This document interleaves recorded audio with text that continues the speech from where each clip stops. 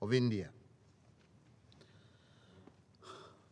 Let me begin by conveying best wishes and greetings of my Prime Minister to His Excellency, President of the Republic of Kenya, Uhuru Kenyatta, on Kenya's historic presidency of the United Nations Security Council.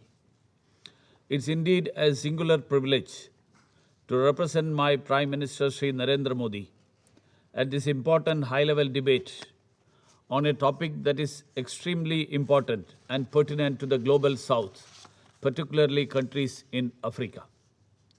I would like to thank His Excellency Secretary General Antonio Guterres, His Excellency Mr. Paul Kagame, President of Rwanda, His Excellency Mr. Thabo Mbeki, former President of South Africa, and Ms. Fauzia Kusi, first woman Deputy Speaker of the Parliament of Afghanistan, for enriching this open debate with their insights.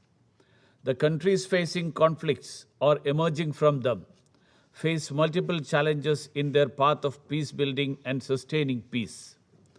These are related to causative factors to the conflict and primarily involve ethnicity, race, and religion, which are dominant identity markers in the society. In addition, societies also encounter political, social, and economic factors which play a determining role in how countries successfully emerge and move forward in addressing these fundamental challenges of state building. History has shown these challenges are not limited to Africa or the developing world. Even the developed world, at some points in history, had faced these challenges, including through extremely violent transitions, before eventually emerging successfully. Mr. President, India's own context offers a unique manifestation of unity in diversity, where in spite of the convulsions caused by the partition, we still came together as one to form a democratic, pluralistic, and inclusive society with our constitution as the basic bedrock of our polity.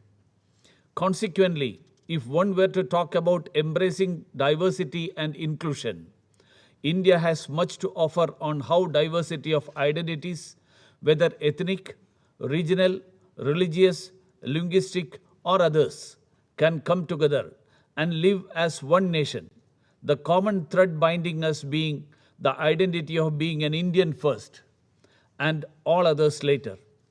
This is what our father of the nation, Mahatma Gandhi, taught us, and this is what we follow in letter and spirit.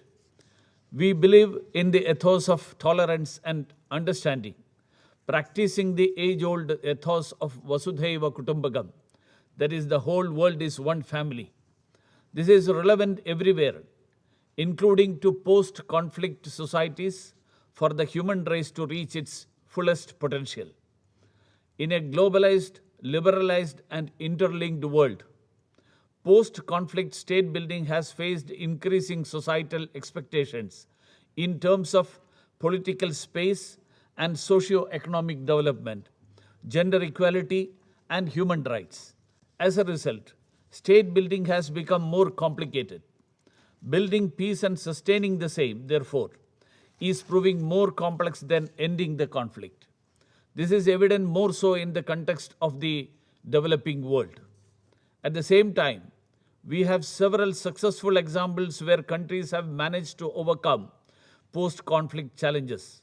These include South Africa, the transition from apartheid to free and open society, Cote d'Ivoire, Liberia, Sierra Leone, Rwanda, and Burundi, each of which have been examples of successful transition of post-conflict state building, and South Sudan, where we are witnessing the transition.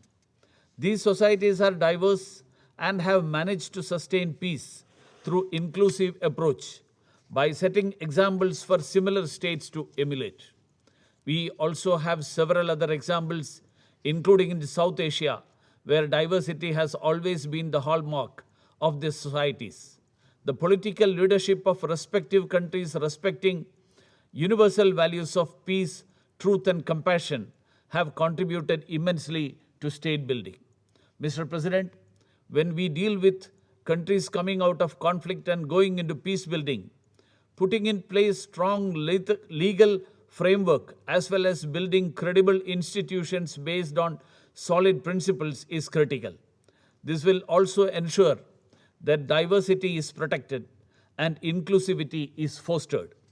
We need to encourage donor countries which are contributing generously to peace building in Africa and other regions to ensure that those countries coming out of conflict are able to put in place an enduring framework that withstands the test of time. The challenge will always be to make trade-off between the immediate and long term. We believe the UN system as a whole should work closely with member states and regional organizations in line with their national requirement and needs and not advocate imposition of ideas or solutions from outside. Terrorism is a clear manifestation of how forces inimical to unity and diversity can seek to destroy the social cohesion and democratic fabric of countries by inter alia fomenting disaffection, hatred, and violence. The increasing spread of terrorism in Africa is a matter of serious concern. What is even more unfortunate is that these terrorist forces and groups are receiving encouragement from member states which seek to divide communities by legitimizing terrorist activities. The UN Global Counter-Terrorism Strategy has clearly reinforced yet again that terrorism cannot be justified under any ground and that no country should provide an excuse for such activities. It's equally important that UN organizations take GCTS as a template and not give any encouragement or excuse, even indirectly, to efforts of member states to justify terrorism in any way. As regards religious identities, we are witnessing how member states are facing newer form of religious phobias.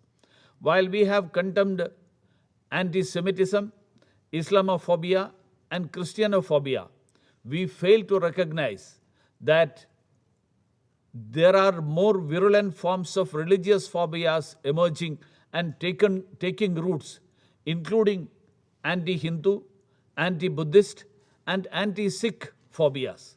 We have seen in our own neighborhood and elsewhere the destruction of temples, glorification of breaking of idols in temples, violation of Gurudwara premises, massacre of Sikh pilgrims in Gurudwaras, destruction of Bamiyan Buddhas and other religious iconic sites. Our inability to even acknowledge these atrocities and phobias only gives those forces encouragement that phobias against some religions are more acceptable than those against others.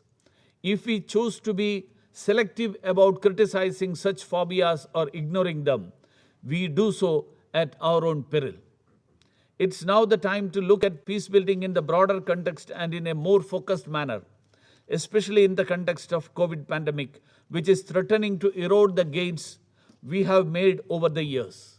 The 2020 review of the UN peacebuilding architecture that concluded last year gave us a new set of twin resolutions on peacebuilding and sustaining peace.